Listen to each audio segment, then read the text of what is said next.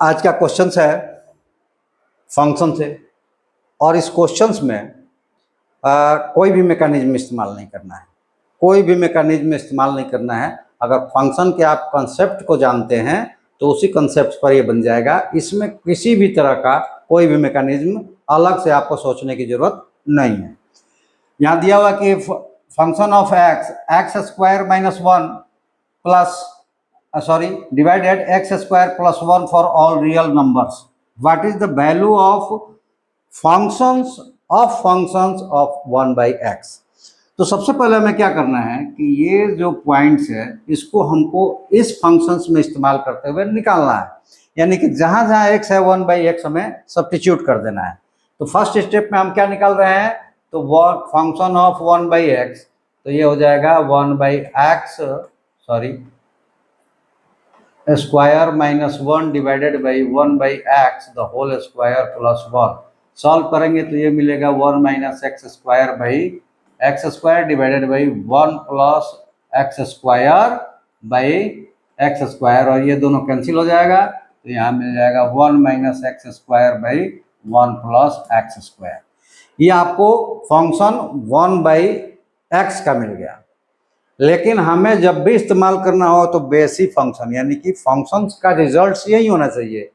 अब उसकी जगह पर बदल जाएगा कि जब हम निकालेंगे function of function 1 by F, यानी कि हम निकालेंगे फंक्शन, अगर इसको हमने मान लिया कि ये u है तो फंक्शन u निकालेंगे, ठीक है। अगर ऐसा हमने मान लिया कि ये फंक्शन u है तो फंक्शन u हमें निकालना है। यानी कि आपको क्या निकालना है, तो आपको निकालना है f 1 बाई एक्स, यानी कि ये वाला फंक्शंस के रेस्पेक्ट्स में आपको निकालना है। अब ये देखिए क्या हो जाएगा, अब यहाँ पर 1 minus X square divided by 1 plus x square the whole square minus 1, और डिवीजन में क्या हो जाएगा 1 minus X square divided by 1 plus x square the whole square plus 1। जब इसको सॉल्व करेंगे तो देखिए हमारे पास क्या आएगा, क्योंकि अब आप पहले दूसरे का है नहीं, इसमें हमने सॉल्व करके दिखा दिया, यहाँ डायरेक्ट बताते हैं। ये दोनों का स्क्वायर होगा तो यहाँ पे आपको मिल जाएगा 1 minus X square the whole square minus 1 plus x square the whole square, और 1 plus x square the whole square इसके नीचे भी आएगा तो कट जाएगा, तो यहाँ मिल जाएगा 1 minus X square the whole square और 1 plus x square the whole square. अब हमें अलजेब्रा के दो फार्मूले याद रखना है, नहीं तो इसको डायरेक्ट ओपन कर देना है। देखो डायरेक्ट ओपन भी कीजिएगा बन जाएगा, आने तो दो फार्मूले है याद रखिएगा तो भी चल जाएगा। हम इसको डायरेक्ट ही ओपन कर देते हैं। आइए, ए प्लस बी और A minus B the whole square से, तो यहाँ मिल जाएगा 1 प्लस एक्स स्क्वायर और माइनस 2 एक्स स्क्वायर, और यहाँ माइनस लगा है तो इधर सारे प्लस है, सारे माइनस हो जाएंगे। 1 minus X square minus 2 x square X to the power 4, और यहाँ भी X to the power 4 divided by उसी तरह 1 plus X to the power 4 और प्लस माइनस है पहला वाला,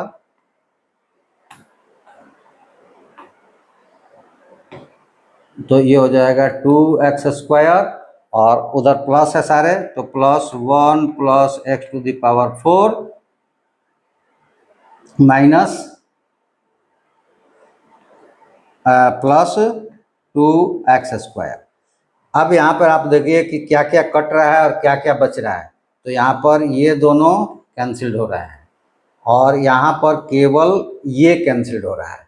तो अब हमारे पास जो बच जाएगा वो क्या बचेगा, तो यहाँ माइनस 2 एक्स स्क्वायर और minus 2 square minus 4 x square और डिवाइडेड बाई यहाँ पर 1 प्लस 2 और ये 2 कॉमन हो जाएगा तो 1 plus X to the power 4, तो यहाँ से ये कट जाएगा 2 टाइम्स में और ये मिलेगा minus 2 x square by 1 plus X to the power 4, और ये हमारा आंसर हो जाएगा। और यहाँ मिस प्रिंट्स है तो इसलिए ये आंसर नहीं दिख रहा है, बल्कि इसका आंसर जो है ये वाला इसका आंसर है, ठीक है। तो ये आंसर मिसप्रिंट है, आपका आने वाला है -2x² divided by 1 plus x⁴। तो देखिए कहीं कहीं ऐसा होता है कि हमारे पास क्वेश्चंस को देखने से ये पता चल जाता है कि इसमें ज़्यादा कुछ हमको करना नहीं है, डायरेक्ट इसको कंसेप्ट्स के थ्रू सॉल्व कर दें। लेकिन कोई कोई होता है जो मैकेनिज्म जिसमें इस्तेमाल करना पड़ता है। मैकेनिज्म क्या, जो फॉर्मूले कोई अलग का फॉर्मूला है जिससे सब्स्टिट्यूट करने से दिया गया जो हमारा क्वेश्चन है वो ईजी हो जाए। तो चलिए हम आपसे आशा रखते हैं कि आप इस चैनल्स को सब्सक्राइब करेंगे और बेल आइकन ज़रूर दबा लीजिए जिससे आपको वीडियो जो है सबसे पहले मिले और वीडियो हमारा ढूंढना ना पड़े। कई बार ऐसा होता है कि कोई वीडियो आपको आपके हिसाब के मिल गया तो फिर आप दूसरा वीडियो ढूंढते हैं और वो नहीं मिलता है, तो फिर हमें मैसेज करते हैं, हमें पीछे बनाए गए क्वेश्चंस को फिर से बनाना पड़ता है, क्योंकि जब आप पूछेंगे तो वो बनाना ही पड़ेगा। तो इसलिए आप बेल आइकन दबाइए, आपके उस पर जाएगा नोटिफिकेशन, आपके काम का क्वेश्चन है तो आप देख लीजिए उसको, या कोई भी क्वेश्चन देखेंगे तो आपको नुकसान नहीं होगा, फ़ायदा ही होगा। आप हमारे साथ मिलकर अगर प्रैक्टिस करना चाहते हैं तो आप गूगल पे lf.co.in को लॉगिन करके पेज खोलिए, पेज को स्क्रॉल कीजिए, सबसे नीचे लेफ्ट में आपको एक ऐप मिलेगा, उस ऐप को डाउनलोड कीजिए, अपने पसंद का कोर्स चुनिए, उसके कुछ फ़ी भर दीजिए और हमारे साथ मिलकर फुल कॉन्सेप्ट्स के साथ अपने कोर्स को कंप्लीट कीजिए। आज के वीडियो में इतना ही। Thank you. जय हिंद।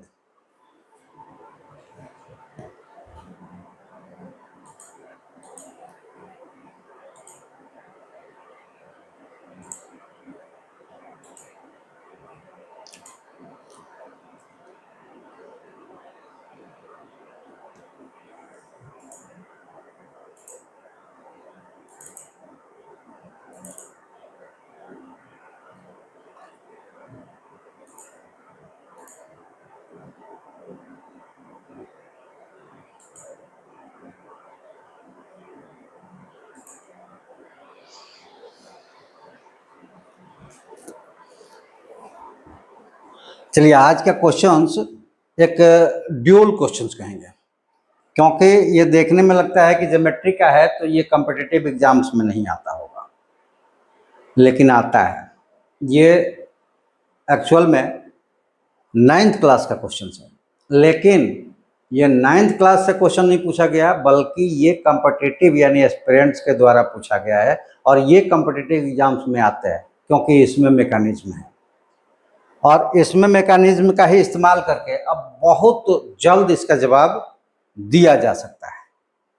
ठीक है, और वो जवाब क्या होगा कि यहाँ पर जो दिया गया है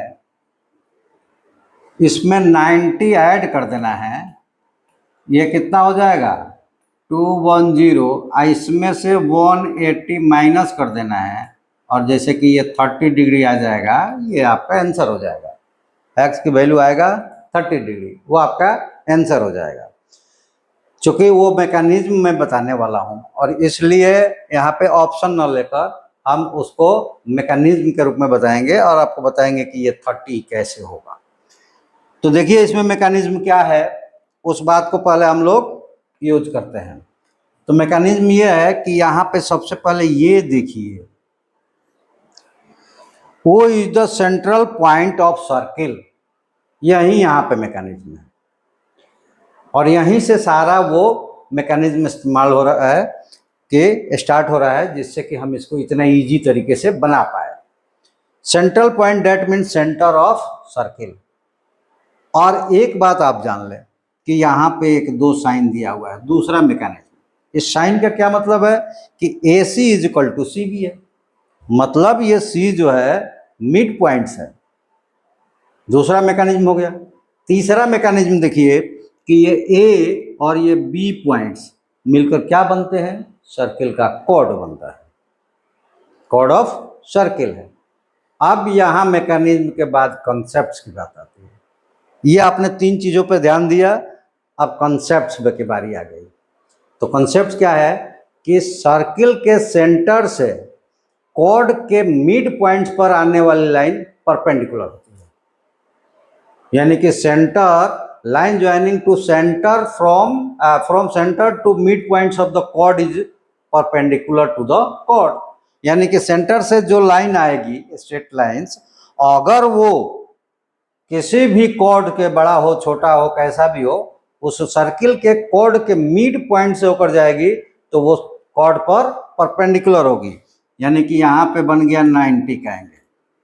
ठीक, अब दूसरा कंसेप्ट, यहाँ पर वो सारी चीजें है।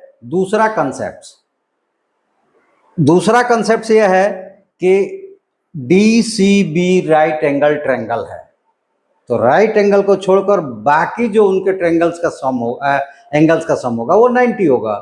तो ये B वाला जो एंगल है ये कितना हो जाएगा, 90 माइनस एक्स, क्योंकि यहाँ x है तो वो हो गया 90 माइनस एक्स। दूसरा, मैं ये स्टेप बाय स्टेप आपको क्यों बता रहा हूँ, क्योंकि बहुत सारे बच्चे कन्फ्यूजन्स में रहते हैं, लोगों के इतने न ट्रिक्स चिल्लाने से, हाउ टू थिंक, कैसे सोचे, ये सारी चीज़ों में मत फंसिए आप।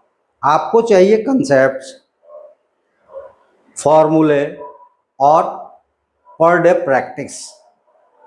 उससे आपका एक मैकेनिज्म तैयार होगा जिसको आप इजी तरीके से किसी भी क्वेश्चंस को देखते से ही कर देंगे। देखकर क्वेश्चन सोचने की जरूरत पड़ गई तो फिर वो क्वेश्चन आपका गलत ही होने वाला है, 10% चांस है कि वो आपका सही होने वाला है। और देख के आपके मैकेनिज्म का पिटारा खुल जाए तो इसका मतलब ये है कि आपने कंसेप्ट क्लियर रखा है, साथ में आपने फॉर्मूले याद रखे हैं और प्रैक्टिस डेली करते हैं। ये 3 मैकेनिज्म से आपने देखा कि ये एंगल आपको मिला 90 माइनस एक्स। अब तीसरा जो इसमें कंसेप्ट है, 3 आपने मैकेनिज्म देखा, क्या चीज उससे पकड़ लिया। अब चौथा और आखिरी जहां से आप कैलकुलेट करेंगे, और वो ये है कि opposite angle of cyclic quadrilaterals is 180, यानी कि सप्लीमेंट्री। यानी कि कोई भी साइक्लिक क्वाड्रिलेटरल कौन कहलाएगा, जिसके सारे एक्सेस से होकर यानी कि वर्टेक्स से होकर सर्किल जाता हो। एक अगर क्वाड्रिलेटरल सर्कमस्क्राइब्ड हो जाए, यानी कि वो सर्किल उसके चारों वर्टेक्स से होकर जाए, तो वो क्वाड्रिलेटरल साइक्लिक क्वाड्रिलेटरल कहलाता है, और उसका अपोजिट एंगल का सम 180 होता है। तो अभी आपने निकाला यहाँ पे 90 माइनस एक्स और ये 120, ये दोनों अपोजिट है, तो अकॉर्डिंग टू दिस कंसेप्ट क्या मिल जाएगा, ये 120 plus 90 minus X is equal to 180।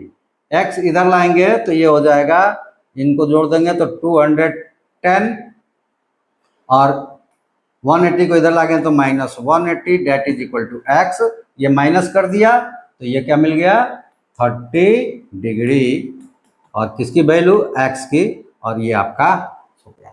अब ये है कि जितनी चीज़ें हमने स्टेप्स बताई, अगर आप स्कूलिंग करते हैं यानी 9th क्लास में करते हैं, स्कूलिंग करते हैं या 10th में है, 9th के कंसेप्ट से हो रहा है, लेकिन ये 10th में ये क्वेश्चंस संभवतः इस तरह के क्वेश्चंस बहुत सारे हैं तो होंगे, कंफर्म नहीं कर सकता मैं किस बुक का है, क्योंकि हमसे तो पूछा गया है, और पूछने वाला जो है एस्पिरेंट्स है, मतलब ये किसी कम्पिटिटिव एग्जाम्स में आया हुआ है।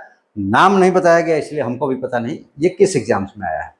तो चलिए, यहाँ पे जो कंसेप्ट हमने लिखा, अगर स्कूलिंग होता तो वो सारी चीज़ें आपको लिखनी पड़ती, कैलकुलेशन एट लास्ट होता, लेकिन बताना पड़ता कि ये कैलकुलेशन करने के लिए आपको कंसेप्ट कहाँ से मिला, ठीक है, वो करना पड़ता है स्कूलिंग में।